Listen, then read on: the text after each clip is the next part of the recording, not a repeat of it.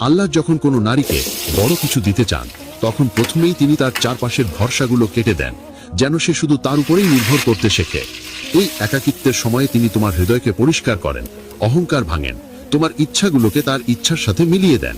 এই সময় অনেক নারী কাঁদে, হতাশ হয়, ভাবে আমার কি সব শেষ? কিন্তু আসলে এই সময় শুরু হয় নতুন এক জীবনের যাত্রা।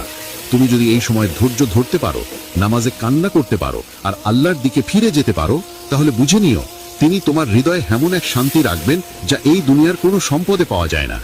একা থাকা মানে একা হয়ে যাওয়া নয়, বরং এটা মানে আল্লাহ তোমাকে বলছেন তুমি আমার জন্য যথেষ্ট। এই একাকিত্বই তোমাকে এমন শক্তি দেবে যা দিয়ে একদিন তুমি তোমার জীবনের প্রতিটি অন্ধকারকে আলোকিত করে ফেলবে। মনে রেখো, যাকে আল্লাহ একা করেন তাকে পরে মানুষের ভিড়ে বিশেষ করে দেন। 2, যখন আল্লাহ তোমাকে পরীক্ষার মধ্যে ফেলেন, বুঝে নাও তিনি তোমাকে শক্তিশালী বানাচ্ছেন। প্রিয় বোন, কখনো কি মনে হয়েছে জীবনটা থমকে গেছে, সবকিছু উল্টে যাচ্ছে? তুমি চেষ্টার পর চেষ্টা করছো, কিন্তু কিছুই ঠিক হচ্ছে না।